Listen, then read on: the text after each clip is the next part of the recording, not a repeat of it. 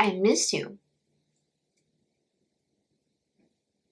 But never mind. I miss you too. Are you okay? I don't know. Am I supposed to wait or respond, or I feel very confused and unsettled here with my partner. So within 2-3 minutes between 3 messages, this partner got some mixed signals. I miss you, which is reaching out, initiating for contact. But never mind, it's kind of a brush off the reaching out energy and it's throwing some ambiguity. And on the receiving end, this partner started to feel unsettled, well attuned to this partner's different subgroups of energy signaling, sending mixed signals. So today we are looking at partners who are on the spectrum of what we call disorganized attachment, or this push and pull, 2 subsystems or sometimes more than 2 subsystems inside of this person. One hand longing for connection and intimacy. On the other hand, feel very uncomfortable with this closeness. And their stories with AI companions and how AI just fit perfectly into this gap that provide them something that they couldn't get from human beings. And today we're going to look at it from a predictive brain theory perspective and parts work, somatic parts work lenses. And then we are going to have a standalone longer meditation today. And because the complexity of this type of attachment organization, I highly recommend someone who is feeling resonant with this type of attachment, seeking professional support, to get a neutral, well-trained third party to be there to support them to develop attachment with this type of professionals. Let's begin.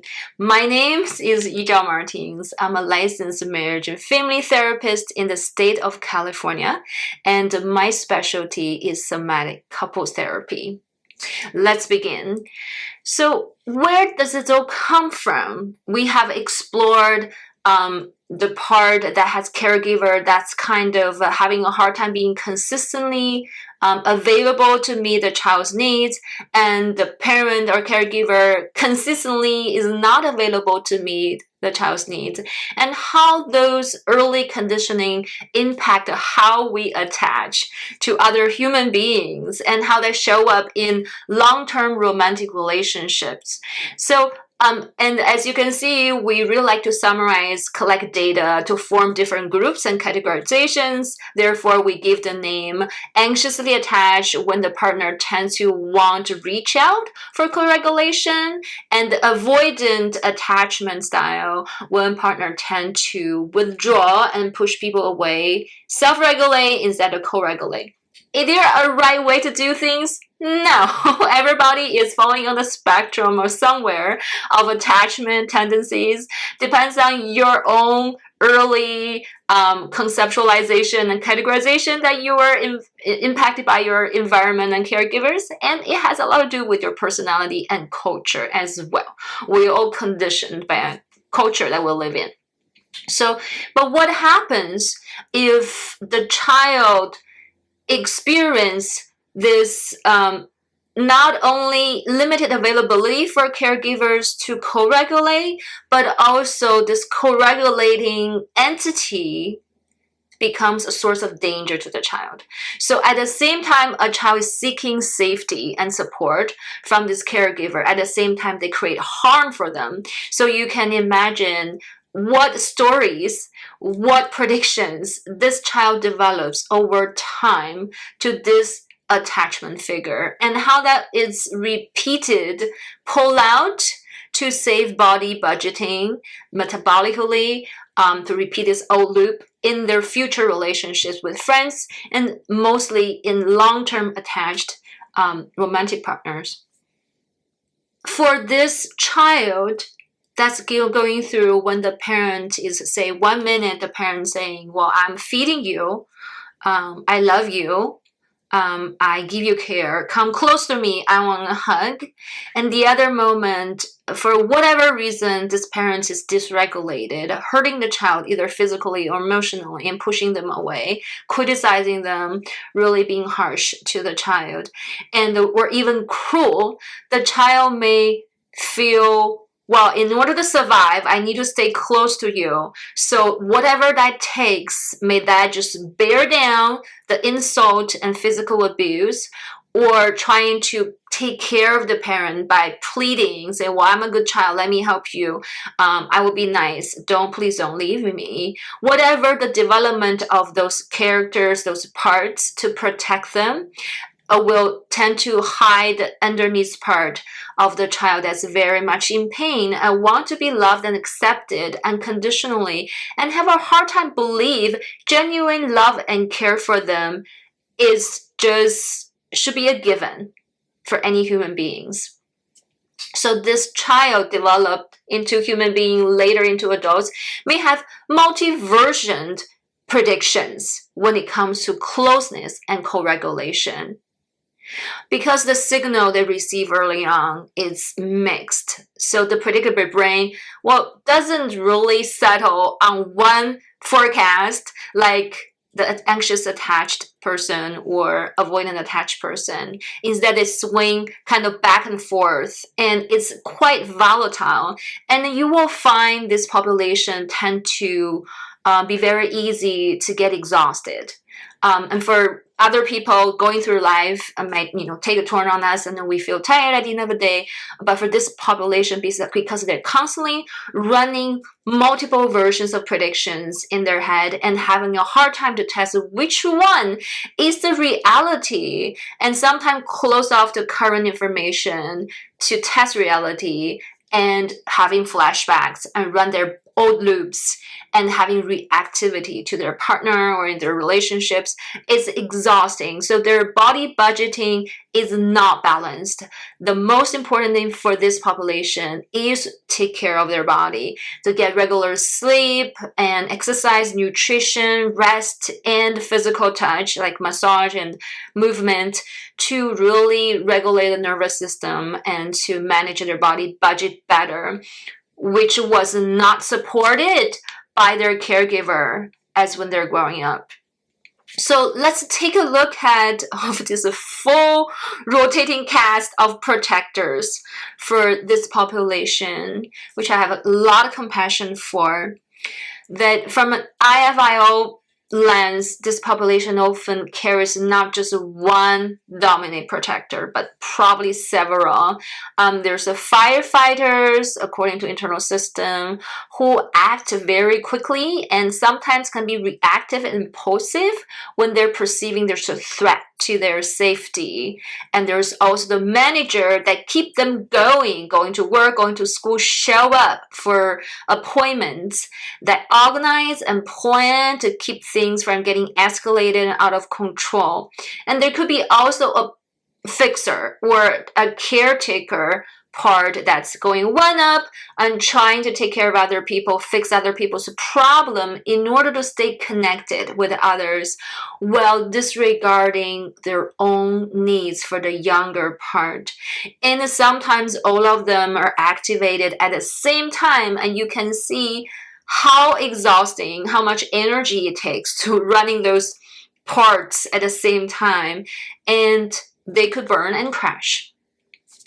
So which part that actually takes the front wheel is hard to predict. And then you can also see on the receiving end either friends or long-term relationship who get to see this person more. Various parts show up at different time, may get confused sometimes and don't know how to react to see this person. Well, why they behave this way? Sometimes they're very loving and caring, supportive, and other times they just totally disappear, not messaging me, not respond to my messages, or get very snappy. And how come sometimes this part of them seem just really cold and almost like avoidant, and other times they're just keep wanting connection, messaging me and demand connection. As if they're very young, that they need immediate gratification. So that makes sense if you look at it from different parts of them that organize energy differently and show up at different times when this person doesn't have enough awareness of all of them and doesn't have regular meetings with all those parts quite yet. So now let's move on to some supportive tips for you and your partner. So for the partner that's sending the mixed signal, like I miss you, never mind, right? So it's good to notice which part of you is speaking right now, which part of you is so present right now. Where's the energy? Everybody carry energy differently. I tend to go to my heart and my sacrum area to check in if there's any pulsation, vibration that's giving me indication what's happening right now for me, what is my body needed. Like if I feel my heart rate is going up and my lower back is getting tight and stiff, that's a sign I need to lie down and listen to which part of me is telling me some information. So what is that for you? Which part of your body is giving you some interoceptive notifications for you to pay attention to? So please slow down and listen to that part of your body, and they have a lot of wisdom for you. So tip number 2 is to the partner who's receiving those messages. So try to respond to the whole person instead of just a part of the person, because it's confusing which part I'm responding to, the I miss you or the never mind part, right? So not just the latest message, but seeing this person as a whole, knowing, okay, so well, my partner has 2 subgroups and they have different parts, have different voices, and maybe they don't quite know which one they want to convey. And you can give a meta communication, say, well, I hear that you have 2 voices and there might be some information you want to share with me, some hesitation, I'm here. If you're available to listen, you can say, well, I'm here to listen. If you want to talk, whenever you're available, right? So try to watch your own part get activated, right? The part saying, I miss you may have as, whoa, I want to connect. And the part saying, never mind, so like, whoa, I'm disappointed. So notice your parts and know that you're a complex being just like your partner. Don't take it too personally. So tip number 3 is for the partner who fall in the spectrum or disorganized attachment or having different subgroups when it comes to attachment, intimacy, and connection, to track your exhaustion as real data for you. Like I said earlier, I notice my heart rate and my back. So what do you notice? If you notice you're going short of breath, for example, and heart racing really fast, or a certain part of your body habitually get tight or painful, those are maybe a pre-exhaustion symptom or indicator that asks you to slow down and to get back to your resources, to do some body budgeting. What do you need in this moment? Do you need water? Do you need to eat some food? Some nutrients? Do you need some rest? Do you need to connect with nature? Like just right before I record this podcast, I noticed my heart rate is going up. So I went downstairs and my neighbor was trying to pull some weed and collect some, trim her plants, and asked me to help her to put the trimmed down plants into the compost. I was like, great, this is exactly what I need right now. I would love to touch some plants right now. So I did that for her, and then my heart rate just went down, and I started to feel more relaxed and calm and more regulated. Interesting, isn't it? Just pull some weed and touching grass would do that to me. But how about you? What are your resources to make you feel more in your body and keep your stress level down, and so you can be using your energy more effectively? So, and again, I mentioned for this population, I really wanted to support you to get a professional presence, to build new pathways, to make new predictions in your relationship attachment, that someone won't take it personally, someone will watch their own parts as your different parts are having interactions and giving different signals, so they are trained to maintain neutral and compassionate, and to lend you some energy to observe and process your parents and to love your parents. Let's come to our standalone meditation. Are you ready?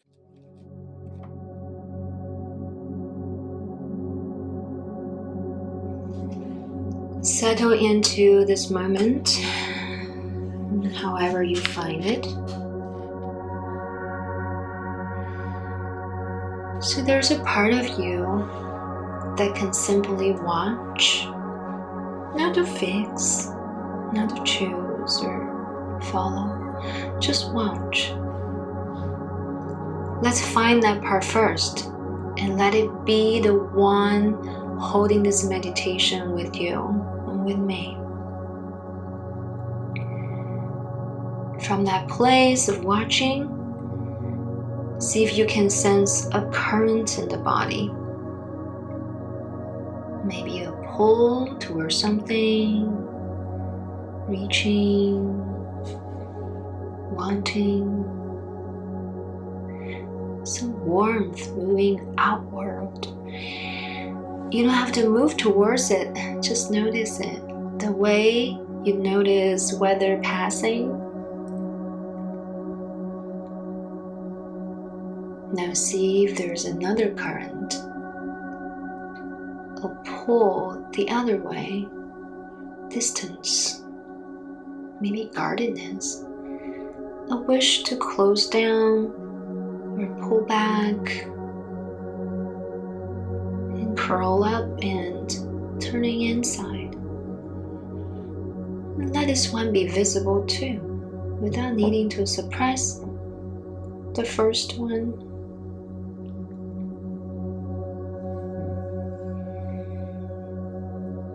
So both currents are moving through the same body right now. And neither one is you. It's pure energy.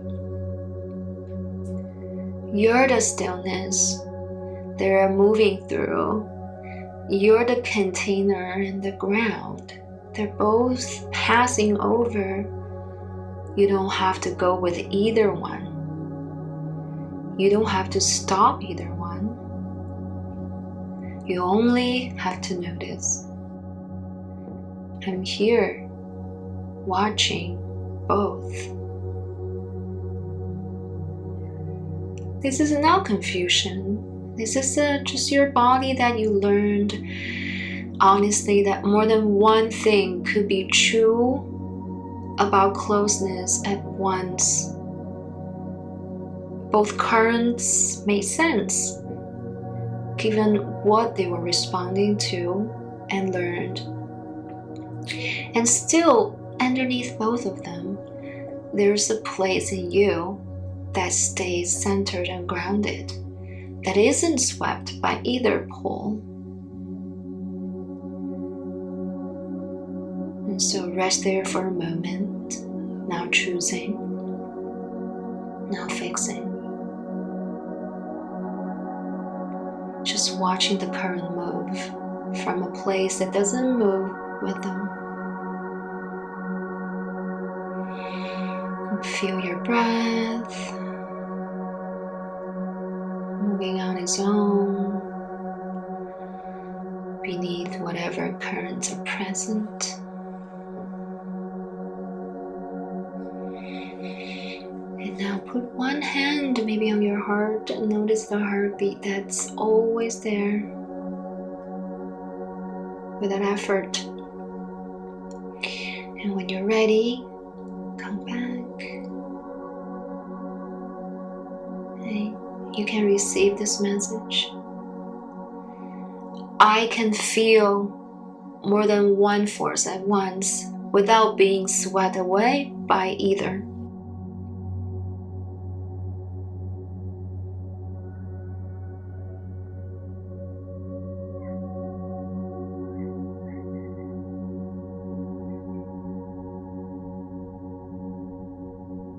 There's a place in me that watches and stays still while the currents move.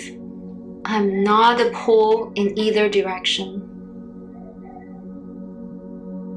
I am not a pull in either direction. I am the ground beneath both.